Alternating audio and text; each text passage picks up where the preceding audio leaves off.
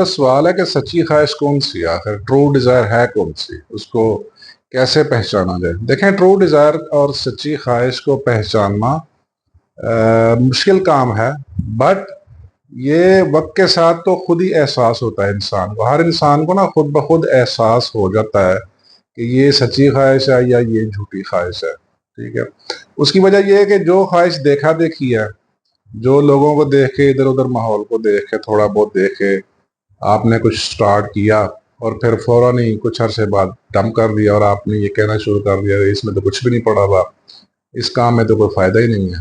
Basically वो फैल्स Dzire है, वो वक्ती तौर पर आपके अंदर इंजेक्ट हुई है किसी की तरक्की डेवलपमेंट देख के, किसी की कोई अच्छी अचीवमेंट देख के, और आप उतने अंदर से विलिंग नहीं थे अपने आप को चेंज करने के लिए, आपकी ब्यूटीफुल मेंटल स्टेट नहीं थी, तो वो फिर आप जल्दी डंप कर गए। ठीक है, ये फैल्स डिजायर है। ठीक है, सच्ची ख्वाहिश असल में वो ख्वाहिश है जो आपको बैठने नहीं देती। ये बात याद रखिए, ये जुमला नोट कर लीजिए। सच्ची ख्वाहिश वो है जो आपको बैठने नहीं देती, जो आपको तंग करती रहती है, जो आपको डिस्टर्ब करती रहती है, यानी इन द सेंस वो आपको हमेशा हरकत में रखती है, मूव करवाती रहती है।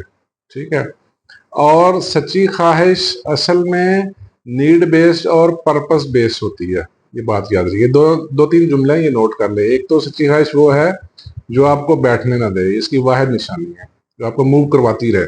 ठीक है, और फॉर नथिंग मूव करवाती रहे। बेशक शुरू में आपके पास कोई मुआवजा भी नहीं, कोई इनकम भी नहीं आ रही, लेकिन फिर भी आप डटे हुए, फिर भी आप दिन के 2-4 घंटे 5 घंटे उस पर काम कर रहे हैं और डेडिकेटेडली काम कर रहे हैं। ठीक है, दूसरा नीड बेस्ड होगी और पर्पस बेस्ड होगी। अब सवाल ये है कि हर ख्वाहिश तो नीड बेस्ड होती है, ये भी बिल्कुल दुरुस्त बात है। दुनिया की हर ख्वाहिश नीड बेस्ड होती है, ये बात याद रखिए। पर्पस और मीनिंग हम बाद में उसमें ऐड कर देते हैं। ठीक है, पहले इंसान की जरूरत होती है, ठीक है, मकसद और मीनिंग बाद में ऐड किया जाता है अपनी अपनी मेंटल स्टेट के हवाले से, अपनी अपनी मेंटल स्टेट के मुताबिक, अपनी जहनी सोच, जहनी लेवल के मुताबिक, अपने फोकस और फीलिंग्स के मुताबिक। ये बड़ी जरूरी बात है। उसकी वजह यह है कि नीड जो है, need is the strongest force. ठीक है, जरूरत सबसे बड़ी कुव्वत है। इस दुनिया में जितनी भी बड़ी अचीवमेंट्स, बड़े जो हासिल हुए हैं, वो सारे पहले जरूरत थे। ठीक है, उड़ने की ख्वाहिश, किसी जगह जल्दी पहुंचने की ख्वाहिश थी तो किसी ने जहाज बनाया। रात के अंधेरे में चलने फिरने की, काम करने की किसी ख्वाहिश थी तो किसी ने रोशनी बनाई या बल्ब बनाया। ठीक है, जमीन पे सेफेस्ट जर्नी करने की किसी ख्वाहिश थी तो किसी ने ट्रेन इजाद की। ठीक है, पहिया एक जरूरत थी। ठीक है, एक जरूरत की वजह से, सफर की जरूरत की वजह से जल्दी सफर खत्म हो, पहिया इजाद हुआ, टायर इजाद हुआ। ठीक है, हर ख्वाहिश पहले जरूरत होती है। ठीक है, जरूरत के बाद वो फिर अपनी शेप्स चेंज करती है, यानी उसके मकासद और मीनिंग और सारा कुछ। यानी जरूरत सबसे बड़ी कुव्वत है, ये बात याद रखिए। अगर आपका सवाल ये है कि सच्ची ख्वाहिश कौन सी है और झूठी ख्वाहिश कौन सी है, झूठी ख्वाहिश तो मैं शुरू में बता चुका हूँ कि वो तो वक्ती देखा देखी कुछ थोड़ा बहुत होगा, कोई चीज आपको अंदर से इंजेक्ट करेगी, तंग करेगी वक्ती, तो थोड़े अरसे बाद खत्म हो जाएगी। अब तो जो थोड़े अरसे बाद खत्म होगी, ऑटोमेटिकली इसको अंडरस्टैंडेबल है कि वो एक फैल्स डिजायर थी। ठीक है, सच्ची ख्वाहिश फिर बैठने नहीं देगी, ये बात पक्की है। ये आपके अंदर ना आग लगा कर रखेगी, आपके अंदर फायर लगाएगी। ठीक है, ये आपको ना बेचैन रखेगी। ठीक है, बेचैन नॉट इन द सेंस कि आप टेंशन में होंगे, बट आप ना खुद से चलना शुरू हो जाएंगे, आप खुद से मूव होना शुरू हो जाएंगे और बगैर मुआवजे के। और ये बहुत बड़ी निशानी है कि ट्रू डिजायर शुरू में मुआवजे के बगैर चलाती है आपको। ठीक है, ये बड़ी जरूरी गौरतलब बात है। सच्ची ख्वाहिश मुआवजे की परवाह नहीं करती। सच्ची ख्वाहिश टाइम एंड स्पेस से आपको आउट कर देती है। ठीक है, और पैशन की भी यही डेफिनेशन है, पैशन भी वही होता है। पैशन के पीछे भी असल में ट्रू डिजायर होती है। ठीक है, उसकी वजह यह है कि वो आपको टाइम एंड स्पेस से आउट रखती है। ठीक है। फिर होता क्या है, कुदरती लकीली या अनलकीली इंसान some time by some means, पता होते हुए या बगैर इल्म होते हुए या इल्म के साथ, वो सर्टेन आवर्स पूरे कर लेता है। सर्टेन आवर्स जब पूरे कर लेता है ना, तो उस चीज को अचीव कर लेता है, उसको हासिल कर लेता है। आप किताब पढ़े, मैल्कम ग्लैडवेल राइटर है, कैनेडियन। पहले ये एक सहाफी था, ठीक है। सहाफत के बाद वो शायद माहिर नफ्सियात बना, फिर उसने कुछ उसकी अचीवमेंट्स हैं, बहुत उसने काम किया है इंसानी सोचों पे, पर्सनल ग्रोथ पे, सेल्फ हेल्प, बहुत काम किया। फिर उसने किताब लिखी द आउटलायर्स।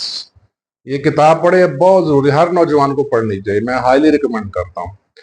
आउटलायर्स में वाजे तौर पे उसने लिखा है कि जब भी आप अपने शौक वाले काम पे 10,000 घंटे पूरे करते हैं तो ऑटोमेटिकली आप प्रेजेंटेबल बन जाते हैं, ठीक है। यानी अगर आप किसी भी शोबे में एक सिग्निफिकेंट हैसियत हासिल करना चाहते हैं, एक सिग्निफिकेंट सक्सेस हासिल करना चाहते हैं, आप प्रेजेंटेबल बनना चाहते हैं, तो आपको उस फील्ड में, उस शोबे में, उस पैशन में, उस टॉपिक में, उस मौजू पे 10,000 घंटे काम करना होगा। डेडिकेटेडली 10,000 घंटे पूरे करने होंगे, ठीक है, चाहते हुए या ना चाहते हुए। बहुत सारे लोगों के मैंने इंटरव्यूज किए हैं, उन्होंने जिस सब्जेक्ट में, जिस चीज में नुमाया कुछ कामयाबी हासिल की है, तो उनसे जब मैं पूछता हूँ तो वो भी ऑलमोस्ट इस बात के ऊपर स्टैंप लगाते हैं, और मैं अपनी जाती स्टैंप भी इस बात पे लगा रहा हूँ कि आप के जब 10,000 घंटे किसी चीज पे पूरे होते हैं, किसी सब्जेक्ट पे, किसी टॉपिक पे, किसी जॉब पे, तो आप वाकई उसमें एक्सपर्ट बन जाते हैं, आप वाकई उसमें आउटलायर या प्रेजेंटेबल बन जाते हैं। ये मैं जाती स्टैम्प भी कर रहा हूँ इस पे, ठीक है, ये मेरा जाती तजर्बा भी है, बिल्कुल मैं एग्री मैल्कम ग्लैडवेल की इस बात से, ठीक है। लेकिन इसमें एक बहुत बड़ा लेकिन है, सबसे बड़ी बात, आप 10,000 घंटे सिर्फ उसी पे पूरे करेंगे जिसकी सच्ची ख्वाहिश आपके अंदर थी। ये जुमला याद रखिए, जिसकी सच्ची ख्वाहिश थी उसके ऊपर आप 10,000 घंटे पूरे करेंगे, अदरवाइज शायद 10,000 घंटे पूरे नहीं होंगे, ठीक है। अच्छा, बाद लोगों के 8-10,000 घंटे भी पूरे हो जाते हैं, ट्रू डिजायर भी होती है, लेकिन एंड में फिर भी ना कुछ रुकावट आ जाती है। वो क्या है कि उनके अंदर शायद जुर्रत कम होती है, ठीक है, वो प्रैक्टिकली फील्ड में आना नहीं चाहते, प्रैक्टिकली चीज को पोर्ट्रे नहीं करना चाहते, वो फिर उनका फियर है, वो फिर फियर ऑफ फेलियर है, ठीक है, वो एक अलग चैप्टर है। आज हम फियर ऑफ फेलियर डिस्कस नहीं करेंगे, ठीक है। आज का टॉपिक हमारा ट्रू डिजायर के हवाले से है, ट्रू डिजायर पे बात करेंगे, सच्ची ख्वाहिश पे बात करेंगे। सच्ची ख्वाहिश ना फिर बैठने नहीं देगी आपको, ठीक है, ये आपको दौड़ाती रहेगी। यही असल पहचान है सच्ची और झूठी ख्वाहिश में। झूठी ख्वाहिश वक्ती होगी, ये जुमला लिख लीजिए, झूठी ख्वाहिश वक्ती होगी, किसी लस्ट की बुनियाद पे होगी, ठीक है, किसी हवस की बुनियाद पे कोई गलत ख्वाहिश हो सकती है, ठीक है, और किसी को देखा देखी हो सकती है, ठीक है। और सच्ची झूठी ख्वाहिश की सबसे बड़ी निशानी है कुछ अरसे बाद खत्म, डंप हो जाए, वो फिर कोई नई, उसकी नई शक्ल इख्तियार करे। जबकि सच्ची ख्वाहिश, ट्रू डिजायर, अगेन मैं रिपीट कर रहा हूँ, वही है जो आपको बैठने नहीं देगी, ठीक है। वो ख्वाहिश फिर आपसे 10,000 घंटे पूरे करवाएगी, ठीक है, और वो नीड और पर्पस बेस्ड होगी, क्योंकि need is the strongest force. मैं रिपीट कर रहा हूँ, need is the strongest force. इस दुनिया में जितनी भी अचीवमेंट्स हुई हैं सिर्फ नीड की बुनियाद पे हुई हैं, पैशन, मीनिंग, सारा कुछ बाद में ऐड हुआ है, ठीक है। ये वाज़ेह फर्क है। आपका क्वेश्चन था कि सच्ची और झूठी ख्वाहिश कौन सी है, कैसे पहचाना जाए, तो ये फर्क है, इसको जान के आप चलें। इसलिए मैं कहता हूँ कि पैशन यानी शौक वाले काम करें, शौक वाले मौजू पे, शौक वाले नुक्ते पे काम करें, शौक वाले टॉपिक पे काम करें, जो काम पसंद है, जो अच्छा लगता है उस पर काम करें। और जो काम अच्छा लगता है ना, वो फिर बैठने नहीं देता, वो फिर मुआवजे की परवाह नहीं करता, वो टाइम एंड स्पेस की परवाह नहीं करता। आपको, आप अपना खाना लेट कर देते हैं, आप अपना सोना लेट कर देते हैं, ठीक है, वक्त गुजरने का पता नहीं चलता। ये ट्रू डिजायर है, ठीक है। और जो मैल्कम ग्लैडवेल की बात है, मैं अगेन रिपीट कर रहा हूँ, 10,000 घंटे वो ही पूरे करेगा जिसके अंदर ट्रू डिजायर होगी, ठीक है। जो उस काम के लिए बना होगा, जो अपने पैशन पे काम करता होगा। अदरवाइज फिर मुश्किल हो जाएगा। राइट।